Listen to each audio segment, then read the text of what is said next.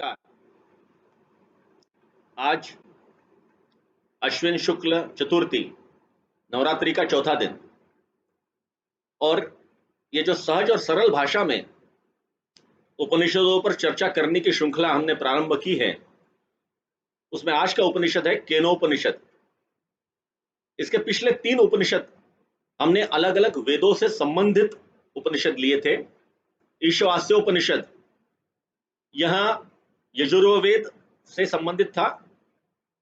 उसके बाद जो हमने लिया मांडुक्य उपनिषद, वहां अथर्ववेद से संबंधित था। और हमने कल जो उपनिषद पर चर्चा की हमने, वह ऐतरेय उपनिषद, यहां ऋग्वेद का एक अंश था। सबसे पुराना उपनिषद हमने उसको कहा है। आज जो केनोपनिषद की हम चर्चा कर रहे हैं, वह सामवेद से संबंधित है। सामवेद का एक अंश है, सामवेद का एक हिस्सा हम बोल सकते हैं। ये जो सारे उपनिषद है, इसमें गद्य और पद्य दोनों का मिला जुला स्वरूप है। कल का जो उपनिषद हमने उस पर चर्चा की थी, वो उपनिषद पूर्णतः गद्य है। कई बार ऐसे जो गद्य उपनिषद होते हैं, चर्चा करते समय थोड़े नीरस हो जाते हैं। लेकिन मजेदार बात है कि सामवेद से संबंधित जो भी उपनिषद है, उन पे जब चर्चा करते हैं तो बड़ा मनोरंजक चर्चा उसमें होती है, क्योंकि उसमें रस है। सामवेद यहां रसपूर्ण वेद है। सामवेद में ऋग्वेद की अनेक रुचाएं हैं, यजुर्वेद की भी रुचाएं हैं, लेकिन सामवेद का संबंध यह संगीत से है। यह संगीतमय गेय इस प्रकार का यह सामवेद है। छांदोग्योपनिषद में प्रश्न पूछा जाता है, प्रश्न पूछा है, का सामनो गतिरिति? उत्तर है स्वर इति होवाच। यानी साम की गति क्या है? उत्तर है साम की गति यानी स्वर है, स्वर। तो यह संगीतमय वेद है। और ये एक बात का, इस बात का भी प्रमाण है कि कलाओं में हमारी गति, हमारी रुचि और हमारी सिद्धता यहां हजारों वर्षों से थी। जिस समय बाकी विश्व में भाषा, संस्कृति, रहन सहन, इसमें भी परिपक्वता नहीं आई थी, उस समय हमारे यहां एक अत्यंत प्रबुद्ध, परिपक्व इस प्रकार की भाषा की रचना हुई। और कला विज्ञान के साथ साथ अनेक ऐसी बातें हमने सोची जो शायद कई हजार वर्षों के बाद विश्व ने उसके ऊपर सोचना प्रारंभ किया। संगीत ये उसी में से एक था।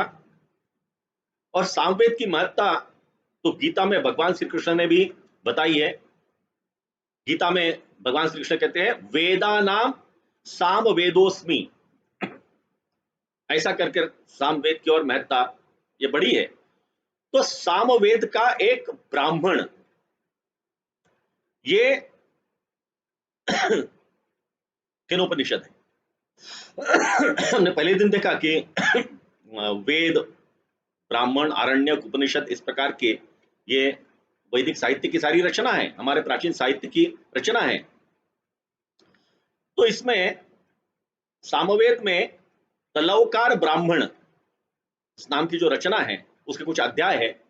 उसमें का 9वां अध्याय यानी ये केनोपनिषद है। अभी ब्राह्मण मतलब क्या? इस ब्राह्मण का ब्राह्मण जाति से कोई संबंध नहीं। ये जातिगत संज्ञा नहीं है, जातिगत शब्द नहीं है। उपनिषद ये लोगों ने, अनेक लोगों ने मिलकर विचार कर कर कुछ विचारामृत सामने रखा है, उसको हम उपनिषद कहते हैं। लेकिन जो ब्राह्मण है, वह एकांत में कुछ विचारों पर चर्चा करके अपने आप में, मन में, और उसमें से जो कुछ निकलता है, स्वाध्याय करके जो कुछ निकलता है, अपने मन से चर्चा करके जो कुछ निकलता है, अपने अनुभवों के आधार पर वो ऋषि जो कुछ लिखते हैं, वो ब्राह्मण इस संज्ञा में आता है। इस ब्राह्मण का ब्रह्म से संबंध है, जाति से संबंध नहीं है। तो ये जो ब्राह्मण का 9वां अध्याय केनोपनिषद है, इस ब्राह्मण को लिखा है जैमिनी ऋषि ने। और ये गेय है पद्य में है तो पढ़ने में भी बड़ा रुचि आती है। संस्कृत ये पद्य में भी पढ़ा जा सकता है, गद्य में भी पढ़ा जा सकता है, लेकिन इसकी सारी रचना केनोपनिषद की पद्य में है। केनोपनिषद मतलब केन मतलब किसके द्वारा, किसने किया। ये प्रश्नवाचक उपनिषद है और इसमें गुरु शिष्य संवाद है। तो शिष्य प्रश्न पूछते हैं और गुरु उसका उत्तर देते हैं। लेकिन मजेदार बात यह है कि जो गुरु है वही शिष्य है, जो शिष्य है वही गुरु है। इसका मतलब है यह आत्मिक मन का संवाद है। कई बार हमारे मन में होता है ये करे या ना करे, शेक्सपियर कहते हैं टू बी और नॉट टू बी। तो करना या ना करने का जो मन में आंदोलन होता रहता है, उसी प्रकार की अभिव्यक्ति इसमें है। जो अनुभवी मन है वो उत्तर दे रहा है और जो जिज्ञासु मन है वो प्रश्न पूछ रहा है। तो जिज्ञासु मन के पूछे हुए प्रश्न को अनुभवी मन ने दिया हुआ उत्तर यानी केनोपनिषद। इसके 4 अध्याय हैं। पहले 2 अध्याय में मैं कौन हूं, समाज क्या है, इसके बारे में चर्चा की गई है। और अंतिम 2 अध्याय में एक कहानी है, बहुत अच्छी रोचक मनोरंजक कहानी है। इसलिए केनोपनिषद कुल मिला करके एक रुचिकर इस प्रकार का उपनिषद बन पड़ता है। इसकी और एक विशेषता है, बाकी उपनिषदों में हमने देखा कि उपनिषद की परंपरा है कि उपनिषद के प्रारंभ में एक शांति मंत्र होता है। सभी इसके पहले के 3 उपनिषद में हमने अलग अलग शांति मंत्र देखे हैं, इसमें भी है, लेकिन इसमें 2 शांति मंत्र हैं। और विशेषता दूसरी ये कि जो पहला शांति मंत्र है, उस शांति मंत्र पर जब आदि शंकराचार्य जी ने जो भाष्य लिखा वो 2 प्रकार का है। आदि शंकराचार्य जी के संपूर्ण साहित्य में जो भी भाष्य लिखे हैं उन्होंने, वे भाष्य एक ही प्रकार के हैं। लेकिन ये जो भाष्य है, इस शांति मंत्र पे लिखा गया भाष्य, यह भाष्य 2 प्रकार का है। एक है पदभाष्य और दूसरा है वाक्य भाष्य। शंकराचार्य जी ने पहले एक एक शब्द को लेकर, शब्द का अर्थ बताकर, संस्कृत के शब्द है उसके अलग अलग अर्थ होते हैं, क्योंकि संस्कृत अत्यंत समृद्ध संपृक्त इस प्रकार की रचना है, भाषा है। तो उसका अलग अलग विश्लेषण कर शंकराचार्य जी ने पदभाष्य लिखा। पदभाष्य लिखने के बाद शायद आदि शंकराचार्य जी को लगा कि जैमिनी ऋषि ने इसमें इस माध्यम से जो कहना चाह रहे हैं वो शायद इसमें से नहीं आ रहा है। अलग अलग शब्दों का विश्लेषण करके तो लिखा है, लेकिन उससे कुल मिलाकर के जो अर्थ निकलना चाहिए वो नहीं निकल रहा है। इसलिए उन्होंने इस शांति मंत्र पर दूसरा भाष्य लिखा, वो वाक्य भाष्य कहलाता है। कुल मिलाकर के उसका सारांश और सारांश पे किया गया भाष्य। शंकराचार्य जी के संपूर्ण साहित्य में एक ही विषय पर लिखे गए 2 भाष्य, ये सिर्फ और सिर्फ केनोपनिषद के शांति मंत्र में मिलते हैं। इस दृष्टि से भी केनोपनिषद की विशेषता अलग से उठकर दिखती है। इसका पहला शांति मंत्र है, हम सभी जानते हैं, और शायद हम में से अनेक लोग रोज उसका प्रयोग करते हैं।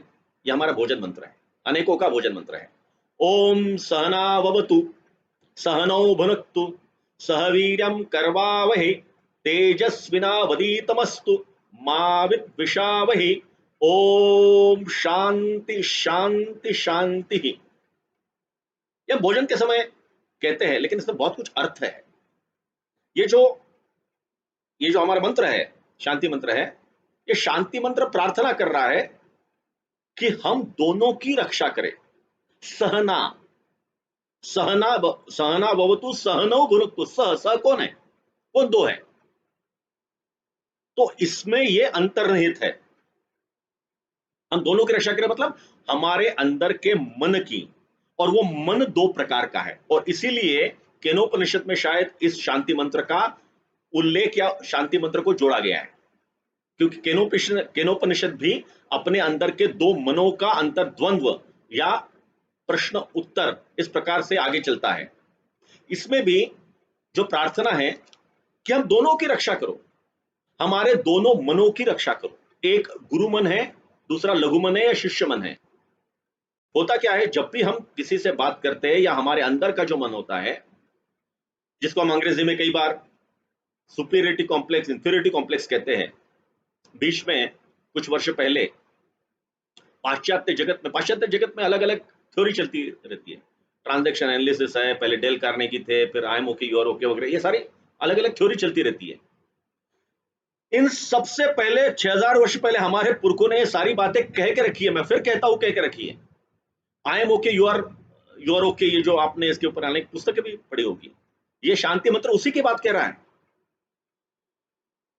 आई am okay you are okay का क्या कंसेप्ट है कि I am okay you are not okay. ये मेरा सुपीरियरिटी कॉम्प्लेक्स है, मैं अच्छा हूं, सामने वाला कोई नहीं है। I am okay you are not okay. दूसरा है कि you are okay I am not okay, ये इंफीरियरिटी कॉम्प्लेक्स है। ये हमारे मन में इस प्रकार का भाव पैदा हुआ है कि ये सामने वाला तो बहुत अच्छा है और हम तो उसके सामने कुछ भी नहीं है। तीसरा जो है I am not okay you are not okay, अत्यंत नकारात्मक भाव कि कुछ भी जीवन में ठीक नहीं है, इस विश्व में कुछ भी ठीक नहीं है। लेकिन जो अपेक्षित भाव है वह है I am okay you are okay. एक स्तर पर हम बातचीत करें, हम एक स्तर से हम सोचे। आर्थिक, सामाजिक और ज्ञान का स्तर अलग अलग हो सकता है, लेकिन बातचीत में, सोचने में, विचार में जो स्तर में समानता होनी चाहिए, वो समानता रखने की बात इसलिए सहना भवतु सहनो भुनक्तु की बात की है। कितना बड़ा अर्थ इस शांति मंत्र में छिपा हुआ है। तो ये शांति मंत्र मूलतः हमारे सूझबूझ का आत्मविश्वास होना चाहिए, इस पर जोर देता है कि हम में हमारा आत्मविश्वास होना चाहिए। इसलिए यह प्रार्थना कर रहा है परमात्मा से कि हम दोनों को की रक्षा करें, दोनों का पोषण करें, दोनों को समृद्ध करें। लेकिन साथ ही यह भी बता रहा है कि जो आत्मविश्वास होना चाहिए उसके साथ विनम्रता भी आवश्यक है। I am okay you are okay कई हजार वर्ष बाद जो अमेरिका में कंसेप्ट चली थी, वो हमारे इस केनोपनिषद में 6000 वर्ष पहले से बताई गई है। और शंकराचार्य जी ने इसी पे 2 भाष्य लिखे। दूसरा जो शांति मंत्र है वह है आप्यामंतु ममांगनी वाक् प्राणश्चक्षु, वाक् प्राणश्चक्षु श्रोत्रमथो बलमिंद्रियाणि च सर्वाणि, और बाकी आगे भी है। यह मूलतः शरीर की शक्ति क्या है इसको अधोरेखित करने वाला, अंडरलाइन करने वाला ये शांति मंत्र है कि हमारे शरीर में बहुत शक्ति है।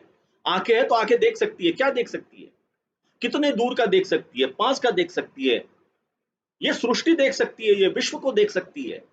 इतनी ज्यादा जबरदस्त ताकत इस ईश्वर ने, परमपिता परमेश्वर ने हमको दी है। हमें वाणी दी है, हमें श्रवण करने की शक्ति दी है। ये सारी अद्भुत शक्तियां हैं और इन शक्तियों से हम सज्ज है। तो एक एक व्यक्ति, ये अत्यंत शक्तिवान बलशाली व्यक्ति है, उसने इस शक्ति का प्रयोग करना चाहिए, उसने शक्ति का उपयोग करना चाहिए। इस पर यह शांति मंत्र जोर दे रहा है। और ये सब करने के लिए, इसके संतुलन के लिए धर्म को जीवन में आना चाहिए। ये धर्म कौन सा है जिसको बाकी एकाश्वरेश्वर, एक ईश्वर वाले जो बाकी धर्म जिस प्रकार से धर्म कहते हैं, वो धर्म ये नहीं है। ये कर्तव्य का धर्म है। ये हमारी कोई किसी के प्रति प्रतिबद्धता है, उसका धर्म है। ऐसा धर्म निभाना, यह धर्म हमारे जीवन में रहे। और इसलिए अंत में, इसी शांति मंत्र के अंत में जो प्रार्थना है, मई संतु ते मई संतु, ओम शांति शांति शांति। इन 2 शांति मंत्र के बाद केनोपनिषद का जो पहला अध्याय है, 4 अध्याय है मैंने बताया, तो पहला जो अध्याय है वो इस प्रश्न और उत्तर पे चलता है कि वह कौन है। वह मतलब कौन सा? तो ब्रह्म। हम कल्पना करें कि 6-7 हजार वर्ष पहले जब ये सारी रचना हो रही थी, सारी समाज की रचना हो रही थी, उस समय आज जो हमको प्रश्न पढ़ते हैं, इतने विज्ञान के संसाधन होने के बाद भी, तब तो हमारे ऋषि मुनियों को निश्चित रूप से होंगे कि सारी सृष्टि की रचना करने वाला कौन है, सृष्टि की रचना कैसे हुई, ये सब सारी जो बातें चलती है ये किसके माध्यम से चलती है, किसके नियंत्रण से चलती है, किसके इशारे से चलती है, इस पर जो ज्ञान और बुद्धि की जो चर्चा हो रही है उसमें प्रश्न आ रहा है कि ये सब करने वाला कौन है। तो इसमें ओम केनेशितम पतति प्रेषितम मनः केन प्राणः प्रथमः प्रइति युक्तः, और फिर आगे आगे के श्लोक है, ये क्या कह रहा है। तो इसको किसने देखा है, किसकी आंखों ने देखा है, किसने सुना है। अब आंखें भी अगर हम कहें, उसके ज्यादा इसमें वर्णन है। आंखें देखती मतलब क्या है, कई बार नेत्रदान करते हैं तो नेत्रदान करने के बाद जब वो मृत व्यक्ति की आंख निकाल लेते हैं, उसको कहीं पर रखते हैं, वो आंख क्या देखती है, क्या देख सकती है कुछ। लेकिन किसी के जीवित प्राणी के आंखों में अगर उसको लगाया जाता है तो वो प्राणी देखने लगता है, मतलब आंख उसको दिखाने का काम करती है, लेकिन बाकी समय तो वो नहीं देख रही। मैंने चश्मा लगाया है, मुझे अच्छे से दिख रहा है, मैं चश्मा अगर अलग से रख दूं तो क्या चश्मा देख पाएगा अच्छे से, नहीं देख पाएगा। इसलिए ये आंखें तो है जिसके द्वारा मैं देख रहा हूं, लेकिन क्या आंखें अलग से अगर मैं कर दूं तो मैं देख पाऊंगा, आंखें अलग से देख पाएंगी, नहीं संभव। ये जो मूवीज आती है, सिनेमा आता है, चित्रपट, उसमें पहले रील होते थे। वो रील क्या होते थे, तो रील मतलब स्टील फोटोग्राफ्स होते थे, स्टील फोटोग्राफ। और उन स्टील फोटोग्राफ्स को अगर हम किसी तय ऐसी गति से अगर चलाएंगे तो हमको सारा हिलता डुलता दिखता है। ये तो बेसिक प्रिंसिपल है उसका। मैं हाथ ऐसा रखा, उसने कैप्चर किया, उसने जो कैप्चर किया मेरे आंखों ने देख लिया, और मेरे आंखों ने देखा तो मेरे आंखों ने देखा तो आंख उस पे ऊपर कुछ अपना निर्णय नहीं ले सकती कि देखकर मुझे हंसना है, रोना है, कुछ रिएक्ट करना है, नहीं करना है। वो तो अपने मस्तिष्क को बताएगी। ये मस्तिष्क को बताने में जितना समय लगता है उतने समय में अगर मैंने हाथ आगे इतना घुमाया और उसको कैप्चर करके फिर से भेजा, फिर आगे घुमाया और आगे भेजा, तो इस अंतर के पहले अगर ये सारे क्लिप्स अगर मेरे मस्तिष्क तक पहुंचने लगे तो मेरे मस्तिष्क को लगेगा कि हाथ घूम रहा है। हम जब सिनेमा देखते हैं तो यही होता है। इसलिए आंख देख रही है तो आंख देखती है, लेकिन उसके ऊपर का जो कोई निर्णय लेना है, उसके ऊपर जो जो कुछ सोचना है, वो आंख नहीं करती, कर भी नहीं सकती। उसने तो अपना सिर्फ जो देखने का काम है करके मस्तिष्क को बता दिया। वैसे ही करना है। अभी आप ये जो मुझे सुन रहे हैं ये डिजिटल माध्यम से सुन रहे हैं, ये डिजिटल माध्यम से ये सारे इसके डिजिटली टुकड़े टुकड़े में आपको मेरा ध्वनि और मेरा चित्र मिल रहा है, लेकिन आपको फील क्या हो रहा है कि आप मुझे जीवंत स्वरूप में चलते फिरते देख रहे हैं, लेकिन इसका जो ट्रांसपोर्टेशन हो रहा है वो ऐसा नहीं हो रहा है। इसका मतलब क्या है, इसका मतलब यह है कि इन सबसे परे, हमारे ज्ञानेंद्रियों के परे हमारा एक ऐसा कुछ शरीर में वास करने वाला तत्व है, हम उसे मन मस्तिष्क कहे, मन कहे, आत्मा कहे, कुछ भी कहे, वो इन सारी बातों का निर्णय लेता है। उसमें नियंत्रण कौन करता है। अब विश्व में इतने सारे लोग हैं, सारे हाथ से ही खाते हैं, पांव से खाने वाला तो कोई नहीं। किसने बताया कि हाथ से ही खाना चाहिए। ठीक है, पुरानी परंपराएं चलती आई, लेकिन ये जो एक समान तत्व है, समान पद्धति से सारे इस चराचर विश्व पर नियंत्रण की बात है, ये करने वाली कोई शक्ति, कोई ताकत है। इसके बारे में प्रश्नोत्तर पहले और दूसरे भाग में दिए गए हैं। और फिर यह भी कहा गया है, जो पंच महाभूतों की हम बात करते हैं, पंच महाभूतों में कौन कौन है, तो हम कहते हैं वायु है, हम कहते हैं आकाश है और पृथ्वी है। इसके अलावा जल और अग्नि, ऐसे 5 पंच महाभूतों की मान्यता है हमारे साथ। वेद कहते हैं कि हमारे शरीर के अंदर आकाश तत्व का प्रतिनिधित्व अगर कोई करता है तो मन है। मन की आकाश के जैसी व्याप्ति है और उसी प्रकार से मन ये विचरण कर सकता है, मन देख सकता है एक विशाल, जिसको कोई एक सीमा नहीं है, मन को सीमा नहीं होती। तो उस तत्व का प्रतिनिधित्व करने वाला हमारे शरीर के भीतर अगर कोई है तो वो मन है। इसी की चर्चा केनोपनिषद में पहले और दूसरे खंड में दी है और इसमें यह बताया गया है, बार बार यह बताया गया है कि हमारे विचार ही हमारे स्थूल जीवन का मूलाधार है। तो विचारों में हम सकारात्मक रहें, विचारों में हम मजबूत रहें, विचारों में हम सर्व समावेशी रहे, समाज को साथ लेकर चलने वाले रहे, ये इस पे कहा है। ऐसे अगर हमारे विचार होंगे तो यही हमारे जीवन का, यही हमारे जीवन पद्धति का, भविष्य का मूलाधार है। तो ये सारे उपनिषद, जैसे मैंने पहले दिन से बता रहा हूं, कि मात्र धार्मिक आडंबर कर्मकांड के लिए नहीं है, ये जीवन की मूलभूत बातें बताने के लिए बने हुए कुछ ये साहित्य है। अब तीसरे और चौथे खंड में, इसमें अध्याय में, अध्याय कहे खंड कहे तो तीसरे चौथे अध्याय में इसमें एक कथा है। कथा क्या है? तो उन्होंने एक कल्पना की है और वो कल्पना बाद में प्रत्यक्ष हमारे भारत में प्रत्यक्ष में भी आई। क्या कल्पना है वो? सब कुछ ठीक चल रहा है, सब बहुत अच्छा चल रहा है, समृद्ध संपन्न ऐसा देश है,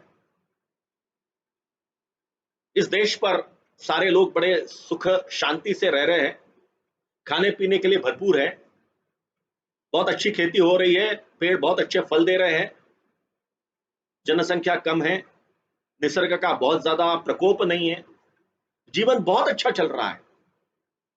जब ये बहुत अच्छा सब कुछ होने लगता है, सब कुछ अच्छा अच्छा होने लगता है, तो फिर समाज में, जिसको हम बेसिक वैल्यूज एंड इथोस कहते हैं, जिसके आधार पर समाज बनता है, टिकता है, क्या वो रह पाएंगे?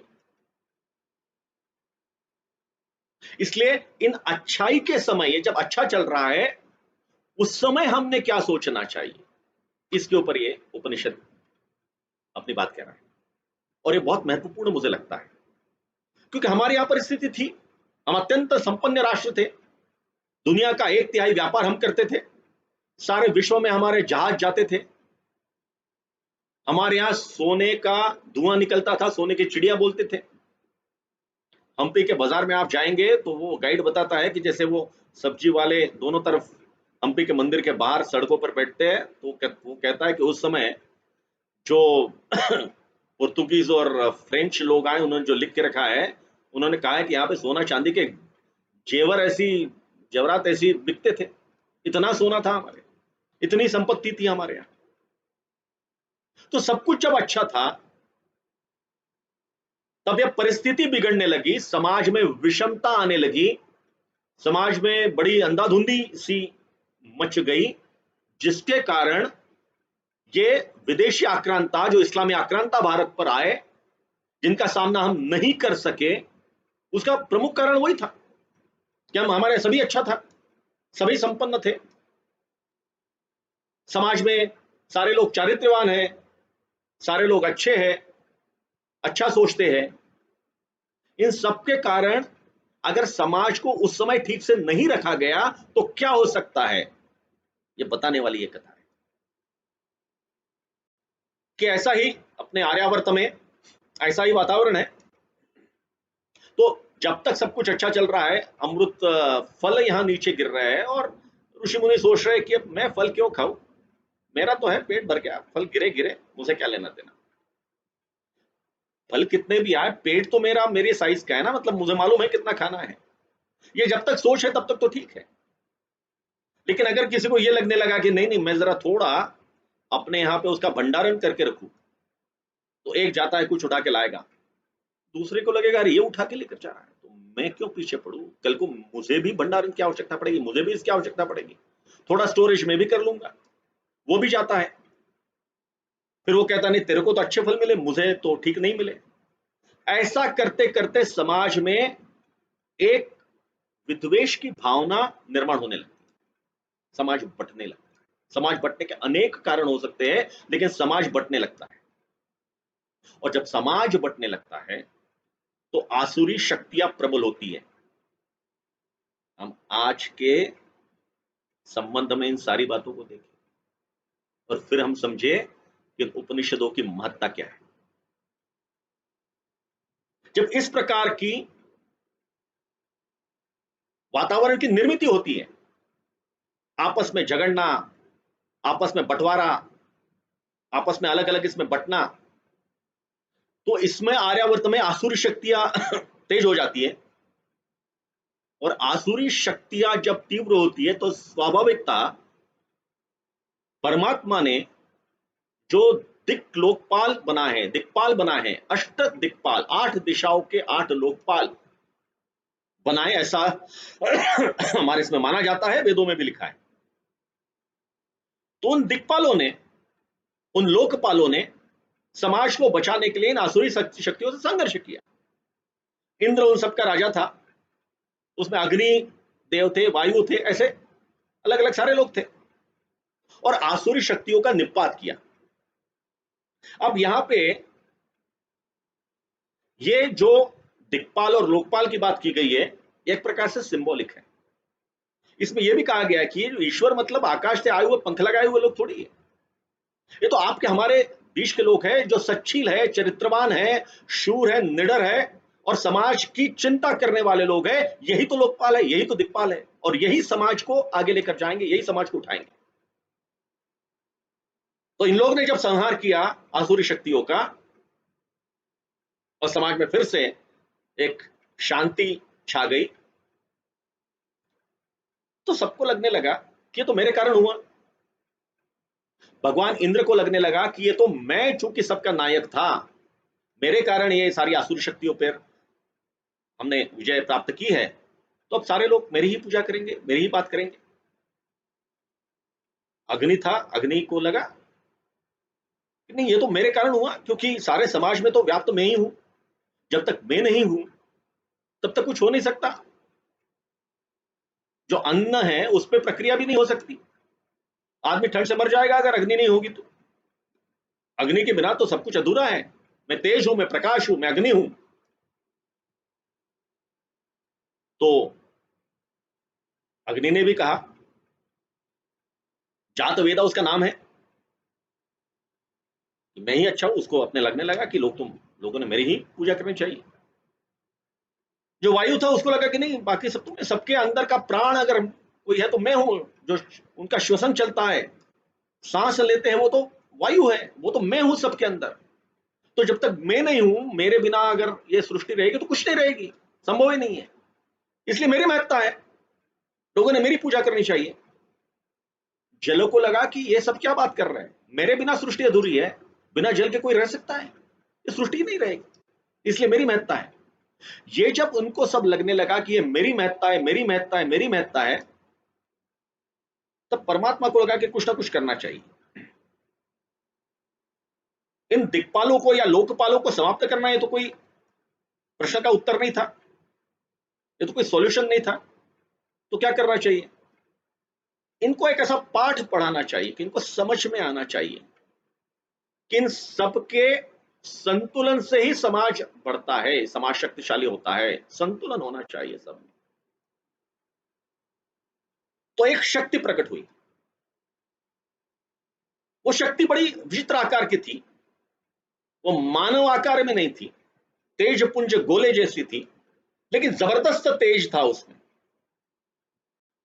सारे लोकपाल, सारे दिक्पाल उसको देखने लगे, सारे जिसको हम भगवान कहते हैं वो सारे देखने लगे, और सबने कहा ये कौन है, ये नया प्राणी कौन है, कौन जाएगा उसके पास? तो भगवान इंद्र ने कहा अग्नि से कि आप बहुत ज्यादा तेजस्वी है, तेज पुंज है, तो आप जाइए, आपका नाम भी जातवेदा है, आप जाइए और उनसे जरा पूछिए वो कौन है, पता तो चले कौन है। तो उस उपनिषद में जो कहानी है उसमें अग्नि सबसे पहले जाते हैं। अग्नि को आता देख वो जो तेज की शलाका है, तेज है, वो अग्नि से पूछता है कि आप कौन हो? अग्नि कहता है मेरे को नहीं पहचान। अरे सारे विश्व में मेरी पहचान है, सारी दुनिया मेरे को जानती है। मैं अगर थोड़ा सोच लूं तो ये सारा विश्व भस्म हो जाएगा, भस्मसात हो जाएगा। मेरे में बहुत ताकत है। तो कहता अच्छा, तो आप अपने शक्ति का प्रदर्शन कर सकेंगे? हाँ कर सकूंगा, बोलिए क्या करना है। वो जो तेज है, जिसको ये सारे लोग यक्ष कह रहे हैं, यक्ष, वो यक्ष कहता है नहीं बाकी कुछ मत कीजिए, ये थोड़ा घास फूस के तिनके हैं, ये तकलीफ दे रहे मेरे को, यहाँ वहां पड़े हुए हैं, इनको थोड़ा जला दीजिए, थोड़ा साफ सुफ हो जाएगा यहाँ पे। और घास फूस जो रहती है, सूखी हुई घास, उसके तिनके वो सामने रखता है, और वो अग्नि को कहता है कि जरा इसको जला दो। अग्नि प्रयास करता है, नहीं चलता, फिर पास आता है, नहीं चलता, फिर पास आता है, सारे प्रयास करता है, तिनके नहीं जलते। वो देखकर अग्नि को लगता है कि नहीं ये कुछ तो भी जरा विचित्र मामला है। उल्टे पांव भागकर वो फिर अपने सारे लोकपालों के बीच में आता है और कहता है इंद्रदेव से कि नहीं ये कुछ अलग है, मैंने बहुत प्रयास किए, ऐसा कभी हुआ नहीं मेरे साथ आज तक, लेकिन मेरे कहने से, मेरे करने से अग्नि प्रज्वलित नहीं हुई। इंद्र सोच में पड़ते, लेकिन वो कहते हैं वायु से कि ठीक है, इनका तो नहीं हो पाया, लेकिन हे वायु आप ही जाइए, हे प्रभंजन, वायु को प्रभंजन कहा गया है, प्रभंजन आप ही जाइए, प्रयास कीजिए। वायु जाता है, वही प्रश्नोत्तर होते हैं। यक्ष पूछता है कि आप कौन हो? वायु कहता आप मुझे नहीं जानते, मेरी एक फूंक से तो सारी विश्व यहां से वहां हो जाता है, बड़े तूफान आ जाते हैं, तूफान से सब कुछ यहां से वहां नष्ट हो सकता है, मेरी ताकत है। बोले आप ताकत अपनी दिखाना चाहेंगे? हाँ बताइए। अब कुछ नहीं है, घास के कुछ तिनके इनके यहाँ पे रखे, मैं यहाँ बैठा हूँ तो बड़े तकलीफ दे रहे हैं, तो ये कहा था सज्जन, वो कह रहा था कि मैं जला दूंगा और साफ कर दूंगा, लेकिन उससे तो कुछ संभव हो नहीं पाया, आप कर सकते हो? हाँ कर सकता हूँ। और वो प्रयास करता है, एक बार, दो बार, तीन बार, चार बार, नहीं हो पाता, कुछ भी नहीं होता। वो फूंक मारता है, जोर से चला, पूरे पेट से सब कुछ निकालने की कोशिश करता है, नहीं होता, हार कर वो भी चला जाता है। फिर इंद्र भगवान को लगता है कि नहीं ये कुछ तो भी भयंकर है। इंद्र भगवान खुद जाने की सोचते हैं, और इंद्र भगवान, लेकिन इनके जैसे जल्दी जल्दी में या अपने अति आत्मविश्वास में, अपने अति अहंकार में वो नहीं जाते। तो इंद्र भगवान ये सोच समझ कर जा रहे हैं, एक एक कदम उठाकर जा रहे हैं, सोचते सोचते ये जो व्यक्ति है जिसके कारण घास के तिनके भी ना जले ना उड़े, वो ताकत जो है तिनकों में, ये ताकत इस जो भी शक्ति है उस शक्ति में है। तो शक्ति के सामने मुझे पूरा समर्पित होना है, और उसी से पूछेंगे भैया आप कौन है, क्या है, क्या चाहते हैं। ऐसा सोचकर भगवान इंद्र वहां पर जाते हैं। और वहां जाकर देखते हैं कि वहां वो शक्ति नहीं है, वो यक्ष नहीं है, यक्ष चला गया है। तो बहुत मायूस होते हैं, ये पूरा वर्णन है उपनिषद में। मायूस होते हैं, वो सोचते हैं मैंने क्या पाप किया, मेरे से क्या गलती हुई कि ये मुझे इन्होंने दर्शन नहीं दिए। ऐसा सोचकर सर पर हाथ रखकर वहां बैठे हैं। उतने में वहां पर एक बहुत तेजस्वी शक्ति, आदि शक्ति के रूप में प्रकट होती है। वो उमा हेमवती है, बहुत गहने पहने हैं, बहुत तेज है। उमा हेमवती यह अर्धनारी नटेश्वर की स्त्री शक्ति है, पार्वती का स्वरूप है। और वो प्रकट होती है, और जैसा हमारे सीरियल में होता है, तो कोई नया चेहरा आता है और वही सीरियल समाप्त होता है। कोई बंदूक तानता है, ऐसा लगेगा ये मारेगा बंदूक से, और उतने में वो सीरियल वहीं पे समाप्त होता है। और फिर अगले अगले दिन के सीरियल में आएगा, ऐसा कहा जाता है, अगले एपिसोड में आएगा, ऐसा कहा जाता है। वो एपिसोड जैसा समाप्त होता है, वैसे ही ड्रामेटिकली इस केनोपनिषद में तीसरा अध्याय समाप्त होता है। तीसरा अध्याय में इतना ही। अब ये उमा हेमवती कौन है, इसके लिए अब हमको चौथा अध्याय पढ़ने की आवश्यकता है। ये केनोपनिषद ने कहा है कि चौथा अध्याय भी आपको पढ़ना पड़ेगा। तो चौथे अध्याय में है कि उमा हेमवती, यह जो आदिशक्ति है, ये आदिशक्ति ये सारी बातें भगवान इंद्र को बताती है, और ये बताती है कि अहंकार नहीं होना चाहिए। ये सारा जो कुछ हुआ ये अहंकार के कारण हुआ, इसलिए इस अहंकार से हमें बचना चाहिए। हर किसी का अपना अपना एक एक एक ताकत का स्रोत है, एक शक्ति का स्रोत है। उस स्रोत पर हम काम करें, उस स्रोत को हम बल दे, बलशाली बनाएं, उतना ही काफी है। हर किसी के गुण अवगुण होते हैं, लेकिन गुणों का अहंकार करना, यहां समाज से दूर जाना है, समाज को तोड़ना है।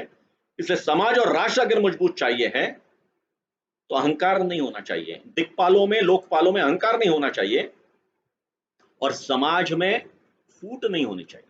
ये दो बातें बताते, और ये सब बताते हुए वो जो कहती है कि अकेली अग्नि क्यों नहीं जली, इंद्र पूछता है अग्नि क्यों नहीं उस घास तिनके को जला सका। वो कहती है अकेली अग्नि या अकेला अग्नि यह घास तिनके को जलाने के लिए काफी नहीं है, सक्षम नहीं है। अगर बहुत वर्षा हो रही है तो क्या अग्नि से तिनका जलेगा? नहीं संभव है। बहुत जोर से हवा आई तो तिनका जलेगा? नहीं संभव है। अग्नि प्रज्वलित नहीं होगा।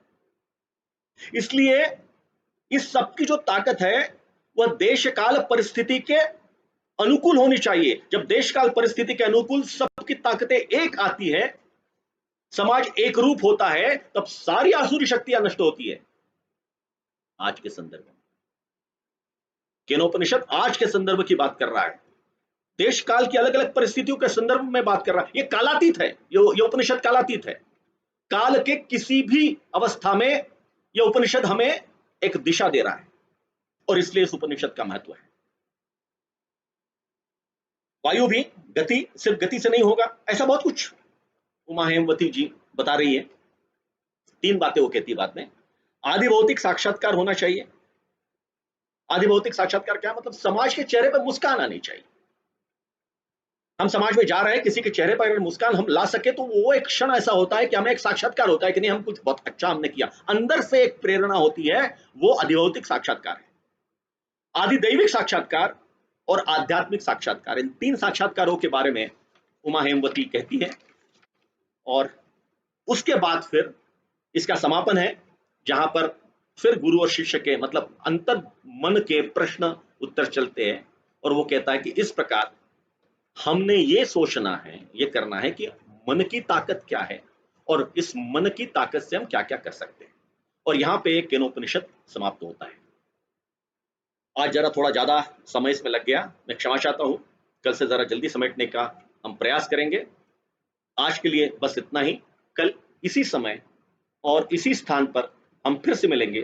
तब तक नमस्कार।